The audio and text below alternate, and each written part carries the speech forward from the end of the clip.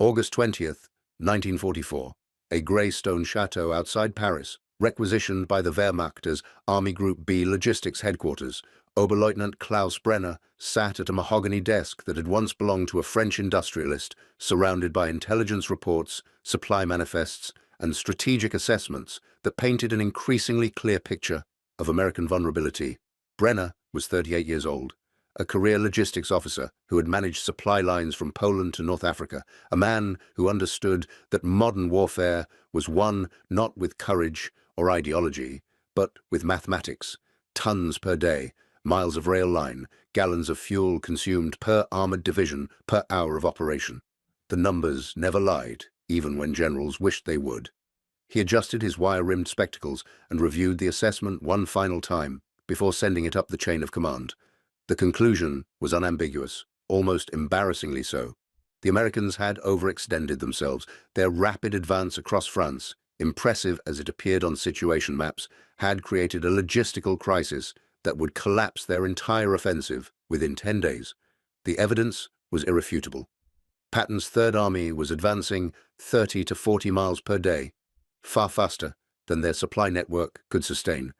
The rail infrastructure across Normandy and northern France had been systematically destroyed by Allied bombing, the same air campaign that was supposed to prevent German reinforcement.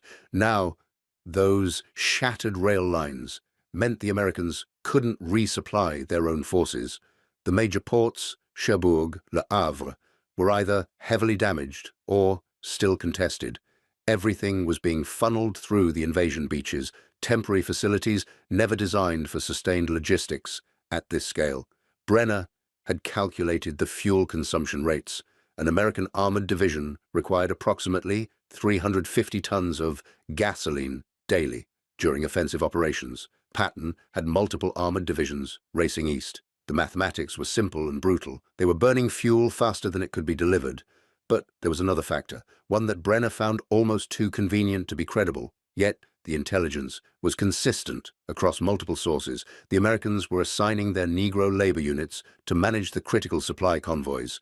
Men with, according to captured training documents and interrogation reports, minimal mechanical aptitude, limited literacy rates, and no tradition of industrial discipline. Brenner was not a National Socialist ideologue. He had joined the Wehrmacht in 1928, before the party came to power, and his prejudices were the casual, unexamined assumptions of his class and generation, rather than fanatical conviction. But he trusted data, and the data suggested that African American soldiers were being relegated to support roles precisely because American commanders themselves doubted their capabilities. He drafted the final paragraph with the measured confidence of a man stating obvious facts. American logistical collapse within 10 days. Their Negro labor units lack the discipline and education for sustained operations of this scale. Recommend Army Group B maintain current defensive posture and prepare for counter-offensive once enemy advance stalls due to supply failure.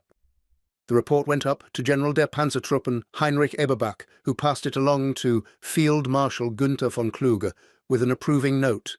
Within 24 hours, copies were circulating through Wehrmacht headquarters across France.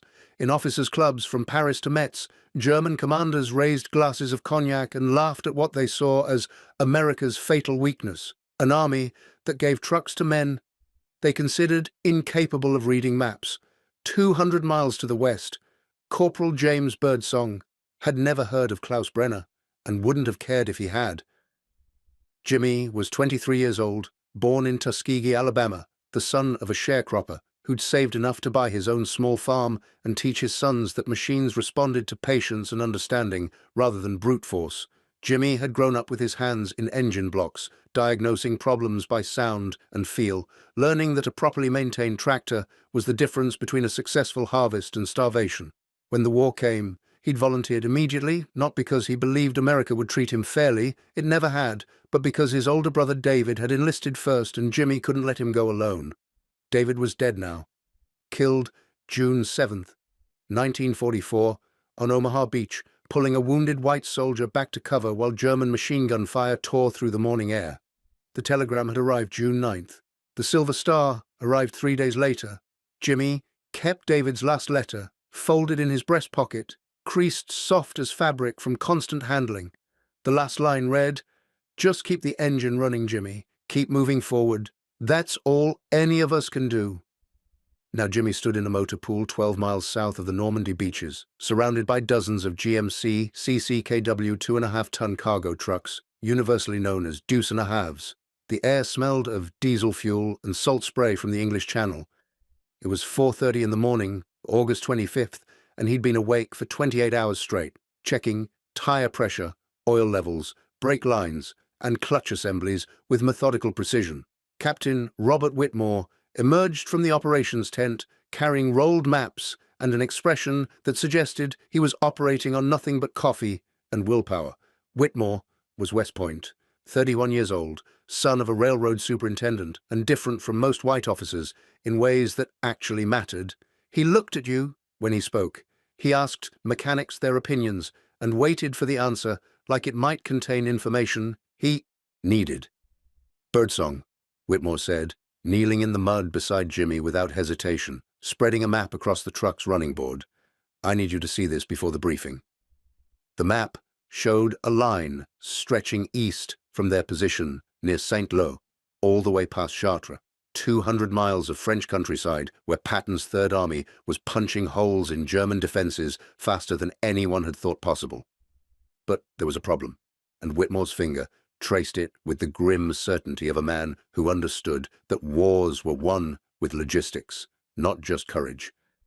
"4th Armored Division is here," Whitmore said, tapping a spot that looked impossibly distant. "They're down to 32,000 gallons of fuel. At their current consumption rate, they have 48 hours before every tank becomes a very expensive roadblock. Normal supply lines, rail and depot distribution would take 8 to 10 days to catch up." Jimmy looked at the map, then at Whitmore, understanding the blooming cold in his chest. "Patton's going to run dry. Patton's going to run dry," Whitmore confirmed. "And when he does, the whole advance stalls. Maybe the whole war." He pulled out a second map, this one hand-drawn with routes and numbers, scrawled in Whitmore's precise engineer's script. "Unless we do something nobody's tried before. Dedicated truck convoy. 24 hours a day, 7 days a week, one-way loop from here to the front and back. If we can deliver 5,000 tons per day, Patton keeps rolling." Jimmy studied the numbers. It was audacious. It was probably impossible. It was exactly the kind of thing David would have volunteered for first and asked questions later. "I'm in," Jimmy said. "If you're enjoying this deep dive into the story, hit the subscribe button and let us know in the comments from where in the world you are watching from today." Whitmore nodded, but before he could respond, voices drifted from the operations tent, loud enough that both men could hear every word. A white infantry major, voice thick with bourbon and contempt. "Colored boys driving trucks, Patton's going to run dry before they figure out a map." Laughter followed, the kind that made Jimmy's jaw tighten. Then Whitmore's executive officer emerged with a captured German intelligence document, reading aloud from a translation. "American logistical collapse within 10 days. Their Negro labor units lack the discipline and education for sustained operations of this scale." The report was dated August 20th, 2 days ago, signed by Oberleutnant Klaus Brenner, a man who had probably never met a black soldier in his life, but was certain he knew their capabilities. Jimmy's hand found the letter in his breast pocket, pressing it flat against his chest. Around him, other drivers were gathering, men who'd heard the same dismissal in a dozen different forms from 100 different voices their whole lives. The job had just shifted from difficult to personal. This wasn't about fuel anymore. This was about proving every doubter, every racist, every enemy general dead wrong. This was about numbers they couldn't dismiss and tonnage they couldn't ignore. This was about David's last words. "Keep the engine running. Keep moving forward." Whitmore stood, raising his voice so every driver could hear. "First convoy rolls at 0600 hours. You're the express now. No stops, except checkpoints. No excuses." He held up a bucket of red paint and a brush. "And everyone gets one of these." He painted a red circle on Jimmy's truck bumper, bright and unmistakable, a target and a promise. "Welcome to the Red Ball Express," Whitmore said. "Let's show them what we can do." The first convoy rolled out as dawn broke across Normandy. 132 trucks, each loaded with 5 tons of fuel in jerry cans, ammunition crates, ration boxes, medical supplies, everything an army needed to keep moving forward. The deuce-and-a-half trucks stretched in a line that seemed endless, olive drab and diesel exhaust, a river of American industrial might, flowing east. Route Nationale. 13 became their highway. 20 feet wide, 1 lane each direction, with convoys passing every 90 seconds in a choreographed dance that left 0 margin for error. Jimmy drove truck 47, hands steady on the wheel, eyes scanning the road ahead for shell craters and abandoned equipment. Private Hector Ruiz sat in the passenger seat, 19 years old, Mexican-American, from a ranch outside San Antonio, constitutionally incapable of silence for longer than 5 minutes. "My girl Rosa writes to me every week," he said, grinning. "Says when I get home, her papa's going to teach me the ranch business. You think driving trucks counts as knowing what I'm doing?" "Ask me in 200 miles, Jimmy said, but he was smiling despite himself. They rotated every 4 hours, one driving, while the other navigated or tried to sleep on the bench seat, though sleep was theoretical at best when the truck was bucking over roads that had been bombed, patched, and bombed again. The mathematics were brutal and beautiful. 6 miles per gallon, loaded, 60 yards, spacing between trucks, 9 to 11 hours each way, depending on traffic, weather, and how many breakdowns happened ahead of you.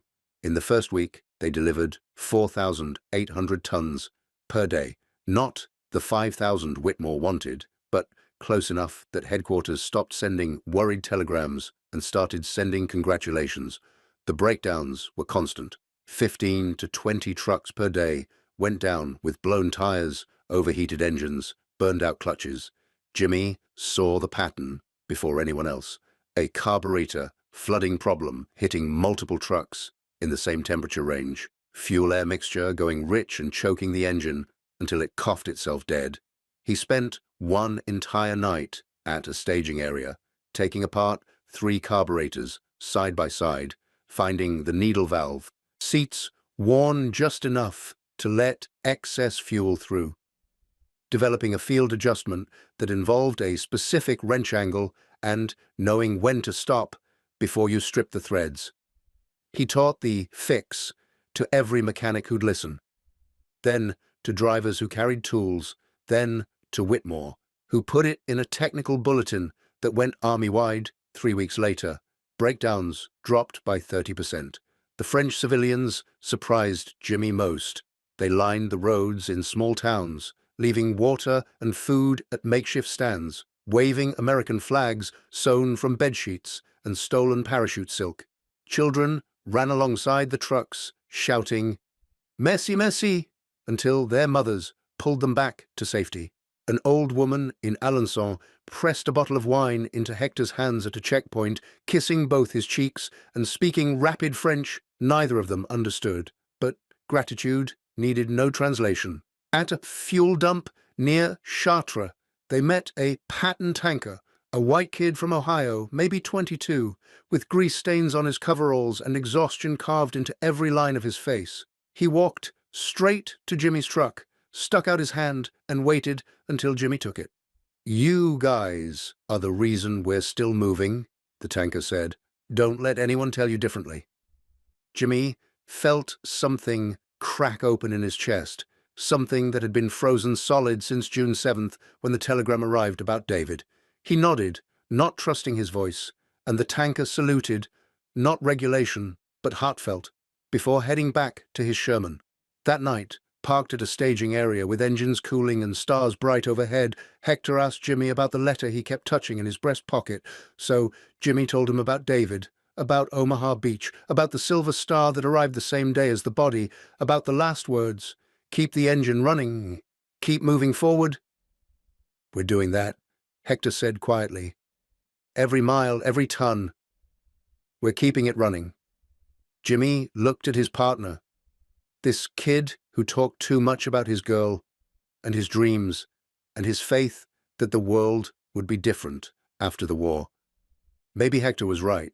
Maybe every mile was a promise kept. Maybe every ton delivered was proof that David's optimism wasn't misplaced. "Yeah," Jimmy said finally. "I guess we are." The system found its rhythm the first week of September. Whitmore's innovations kept compounding, cab swapping at midpoint checkpoints where fresh drivers took over trucks without full rest stops, cutting turnaround time by 3 hours per convoy. Priority radio nets for breakdown calls meant repair teams could intercept disabled trucks before they became roadblocks.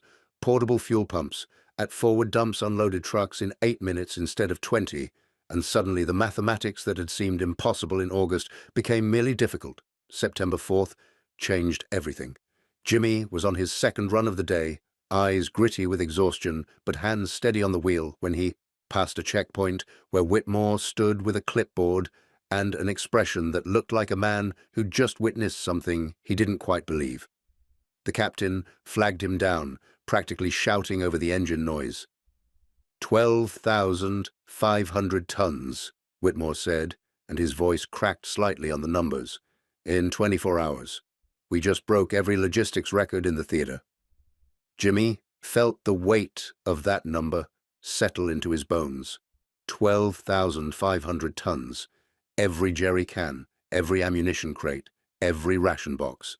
Proof written in diesel fuel and worn brake pads that they could do what the German generals said was impossible. Proof that the major's dismissal was ignorance, not insight. Proof that Brenner's intelligence assessment was prejudice masquerading as analysis. The news rippled through the convoy network like electricity. At rest stops, drivers who'd been running on fumes and determination suddenly stood straighter, smiled wider, slapped each other's backs with the kind of joy that came from vindication. Patton's Third Army was liberating towns faster than mapmakers could update their charts. Tanks hitting 50 miles per hour on open roads. The blitzkrieg that almost died in August is now rolling toward Germany with unstoppable momentum. 200 miles east, in his requisitioned chateau, Klaus Brenner spread updated delivery reports across his desk and recalculated projections he no longer wanted to believe. American tonnage was climbing. The latest intelligence suggested they were sustaining over 10,000 tons daily. If they maintained that rate, Army Group B would need to withdraw to the West Wall by October. He drafted a memo marked urgent. American logistical capacity has been severely underestimated. Recommend immediate strategic reassessment. His superior returned it 3 hours later with a single sentence scrawled across the top in red ink. The Negro units will break. Hold position. Brenner filed the memo in his personal journal, dated it September 5th, 1944, and wrote beneath it in small, precise script, "They will not break. We will. The numbers do not lie, even when we wish them to."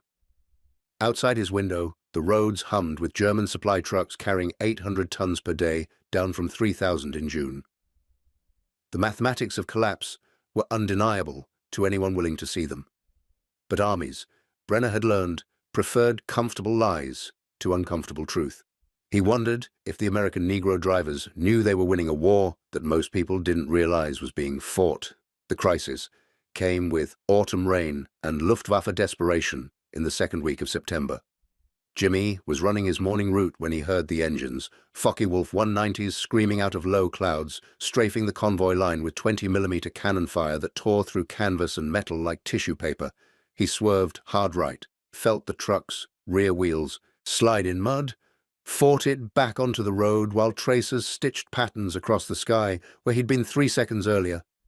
3 trucks weren't as lucky. They burned where they sat, black smoke rising into the grey sky. When the shooting stopped and Jimmy could breathe again, he counted 11 drivers dead and 28 wounded, men he'd shared coffee with that morning, men who'd believed the promise that if they just kept the engine running, kept moving forward, everything would work out. The weather turned worse. Autumn rains came early, transforming roads into rivers of mud that sucked at tires and dropped average speeds from 25 miles per hour to 15.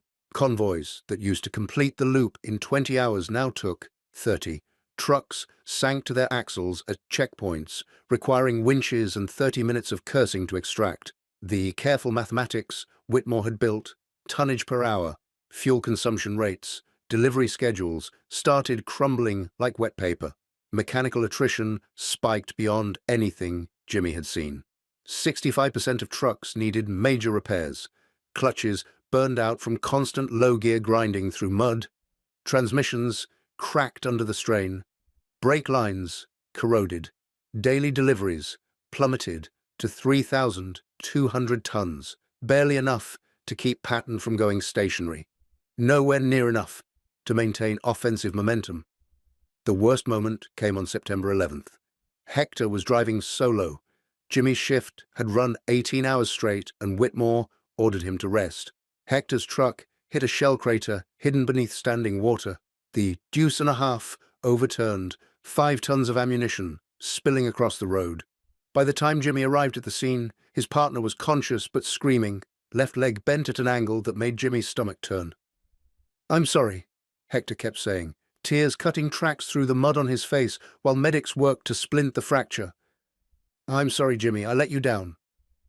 "You didn't let anyone down," Jimmy said, gripping Hector's hand while the medics loaded him onto a stretcher. "You hear me? You did everything right. This isn't on you."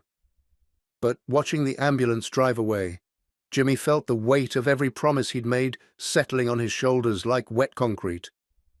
Keep the engine running. Keep moving forward. Except the engines were failing, and forward motion had become a fantasy. The ultimatum arrived that afternoon. Whitmore called Jimmy into the operations tent, where the captain sat, surrounded by maps that no longer matched reality and delivery reports that read like casualty lists. His eyes were red-rimmed from exhaustion and something that looked like defeat. "Headquarters gave us 72 hours, Whitmore said, quietly.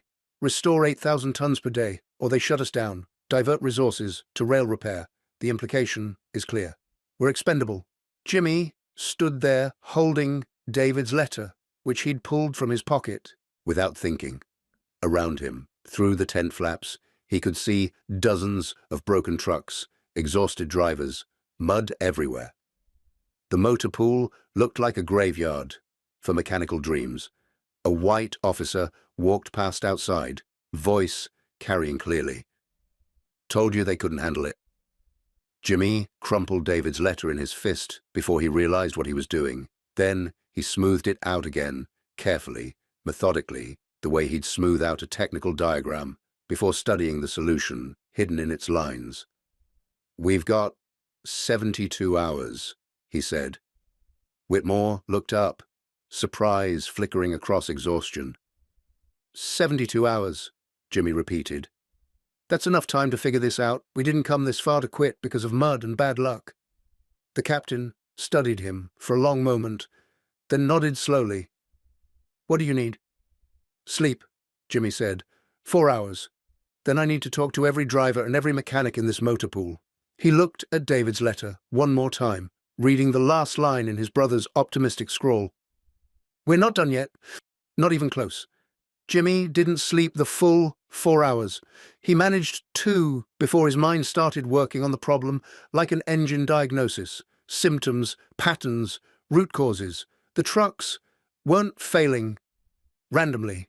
There was a signature to it, a rhythm he'd been too exhausted to see until desperation made him look harder.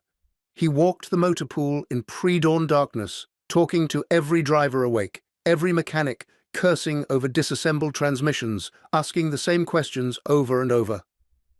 What failed first? What were you doing when it happened? What did it sound like? The pattern emerged like a photograph developing in a chemical bath. Clutches. Every catastrophic failure traced back to clutches burning out from constant mud, driving, slipping and overheating until the friction material glazed over and stopped gripping. But there was a workaround. Something his daddy had taught him on Tuskegee tractors when Jimmy was 14. Double clutching, rev matching on every shift, keeping RPMs low in first gear so the clutch engaged smoothly instead of grabbing. It was technique, not parts, and technique could be taught faster than replacement clutches could be requisitioned. He spent the night teaching 40 drivers, demonstrating on truck 47, until his left leg cramped from working the clutch pedal through 100 practice shifts. Some drivers picked it up immediately, others needed repetition and patience, and Jimmy's calm voice talking them through the rev range until muscle memory took over. By dawn, on September 13th, every convoy rolling out had at least a dozen drivers using the new technique. By noon, word had spread through the entire Red Bull network like wildfire. Meanwhile, Whitmore was fighting his own battle.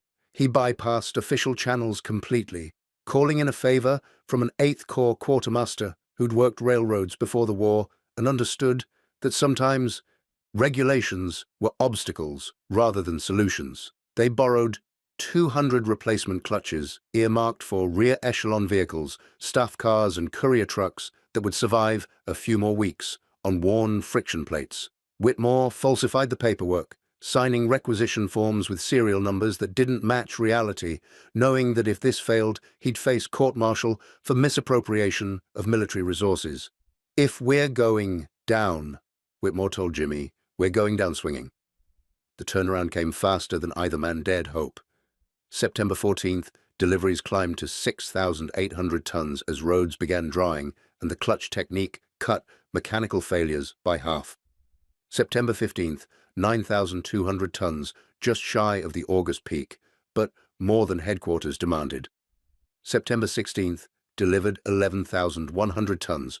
When Whitmore received the headquarters telegram confirming Red Bull would continue operations, he sat down hard in his camp chair and didn't speak for 5 minutes. If you find this story engaging, please take a moment to subscribe and enable notifications. It helps us continue producing in-depth content like this. 200 miles east, Klaus Brenner sat in his requisitioned chateau, examining a captured American operations log from a destroyed convoy.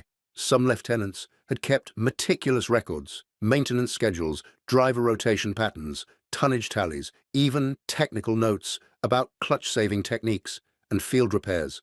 Brenner read it 3 times, cross-referencing against his own supply reports, and felt something close to awe settle in his chest. The precision was breathtaking. The adaptability was extraordinary. These were not labor units failing under pressure. These were professionals executing complex operations with more consistency than his own forces had achieved in months. He opened his personal journal, dated the entry September 17th, 1944, and wrote in the small, precise script that characterized everything he did. "We underestimated not their courage, that was never in question, but their capacity for adaptation and their industrial will. The American Negro drivers have delivered more tonnage in 3 weeks than our entire Army group received in 2 months. This is not a failure of our intelligence. It is a failure of our prejudice. We dismissed them because of who they were, not what they could do. History will remember this as one of many reasons we lost." He closed the journal, filed the captured log in his personal archives, and updated his strategic assessment to reflect reality. Wehrmacht fuel deliveries had dropped to 600 tons daily. American deliveries exceeded 10,000. The war was over. Not today, not this month, but inevitably, mathematically, undeniably over. The numbers, as always, told the truth that pride refused to acknowledge. The final weeks of the Red Bull Express took on a different character. The crisis had passed, the system was proven, but the work remained relentless, grinding, exhausting. October brought cooler weather and harder roads, which helped the trucks but couldn't ease the accumulated fatigue that had settled into every driver's bones like old injuries. Jimmy received a letter from Hector in mid-October. His partner was recovering in a field hospital in England, leg healing slowly but properly. The doctors said he'd walk again, maybe even without a limp, if he was lucky. "Tell the boys I'll be back," Hector had written in his cramped handwriting. "Rosa's papa can wait a little longer to teach me about cattle. I've got unfinished business with those French roads." Jimmy smiled when he read it, then carefully folded the letter and placed it in his breast pocket next to David's. 2 promises, To keep now. 2 reasons to keep the engine running. The engineering triumph that was the Red Ball Express had always been intended as a temporary emergency solution. By early November, the permanent logistics infrastructure was finally catching up to reality. Allied engineers had successfully restored key sections of the French rail network. Crucially, the massive port facility at Antwerp in Belgium was secured, cleared of mines and obstacles, opening a high-volume shipping route much closer to the front lines. With rail and maritime transport handling the core logistics load, the massive truck convoys were no longer the sole lifeline keeping the Allied advance alive. The Red Ball Express had bought the time needed for permanent solutions to be implemented. It had done exactly what it was designed to do, even if what it was designed to do had seemed impossible when they started. On November 16, 1944, the official order came down. The Red Ball Express would cease operations at midnight. 83 days, 412,000 tons delivered, over £800 million of fuel, ammunition, rations and medical supplies were transported across 200 miles of French countryside under conditions that ranged from difficult to impossible. Jimmy made the final run in Truck 47, the same vehicle he'd driven on August 25th. The engine had a slightly different sound now, a roughness in the idle that suggested the bearings were wearing, but it ran smooth under load. Faithful to the end. At the final checkpoint, Whitmore stood with a handful of other officers, white and black, watching the last convoy roll in. And the captain saluted each driver personally as they passed. Regulation perfect, a gesture of respect that transcended military courtesy. When Jimmy climbed down from the cab for the last time, Whitmore walked over and extended his hand. They shook, and the captain's grip was firm, his eyes steady. "You saved this offensive," Whitmore said quietly. "You and every man who drove these routes. They told us it couldn't be done. You proved them wrong with mathematics they couldn't argue with." Jimmy thought about responding, about saying something meaningful, but the exhaustion was too deep and the emotions too complicated. So he just nodded, squeezed Whitmore's hand once more, and walked toward the tent where hot coffee was waiting. Behind him, Truck 47 sat with its engine ticking as it cooled, Red Ball still bright on the bumper, testament to a promise kept. The story might have ended there. Just another operational success in a war full of remarkable achievements, except for what happened next in the chateau outside Paris. Klaus Brenner was preparing for evacuation. Army Group B was withdrawing to the West Wall, exactly as he'd predicted in September.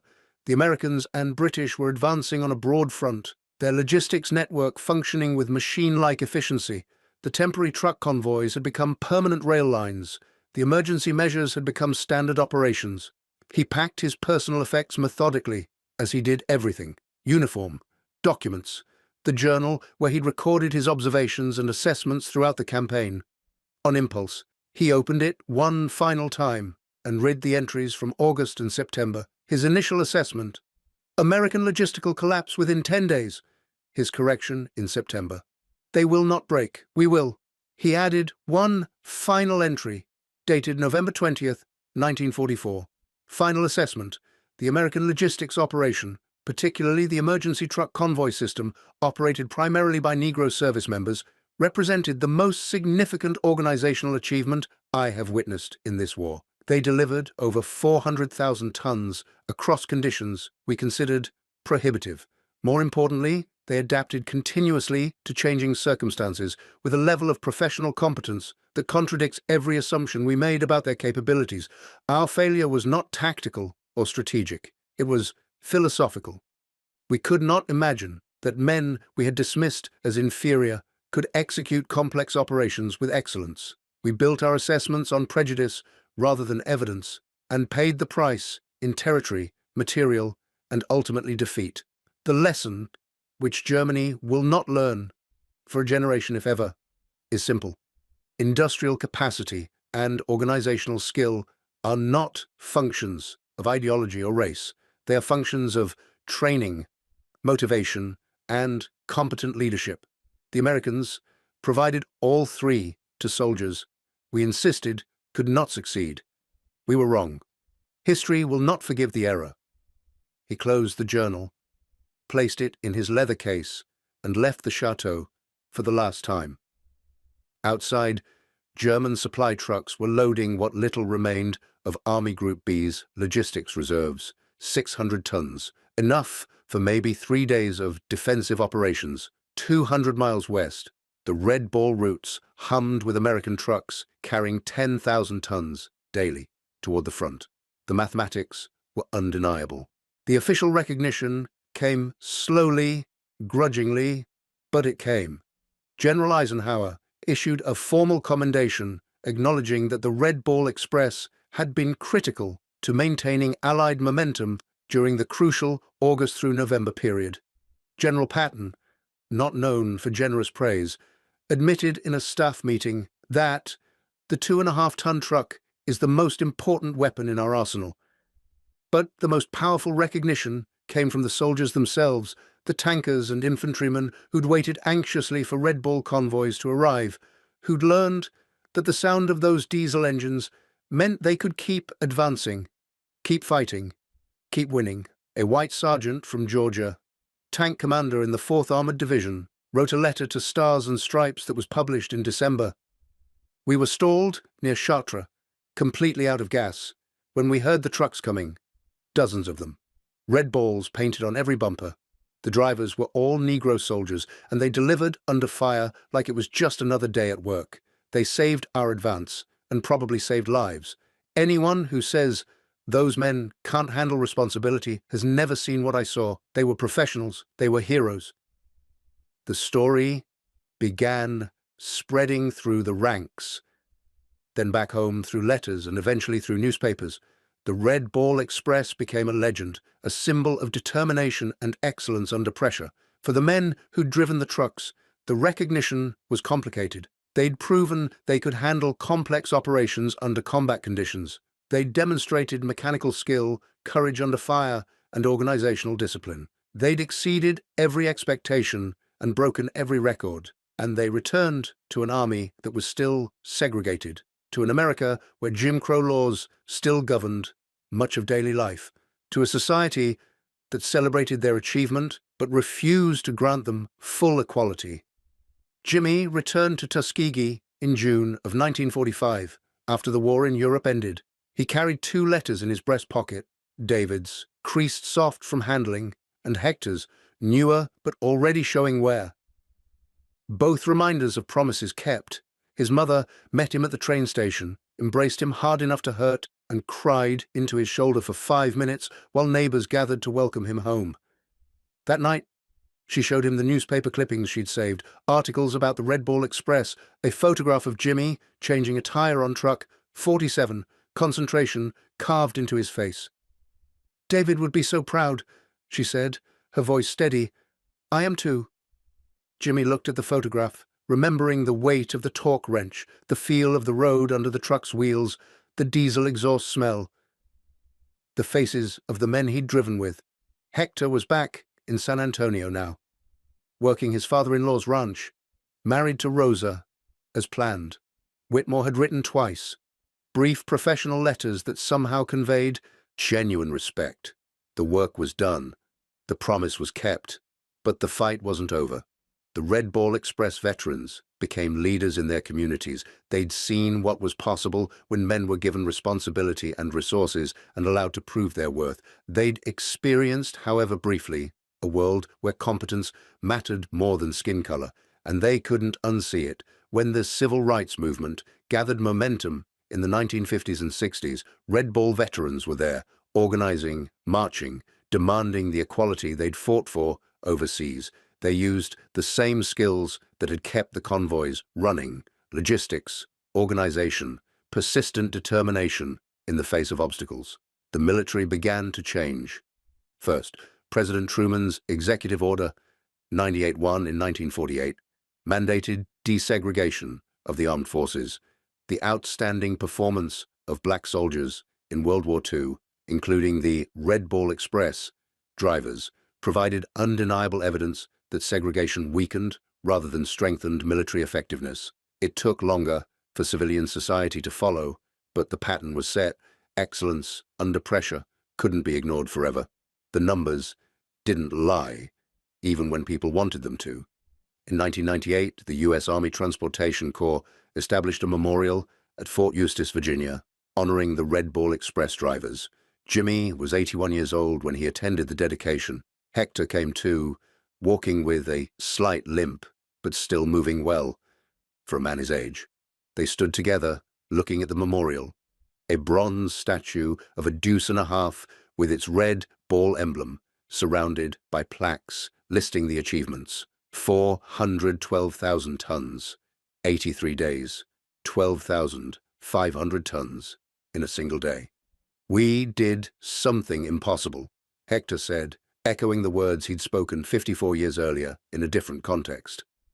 "We did something necessary," Jimmy replied.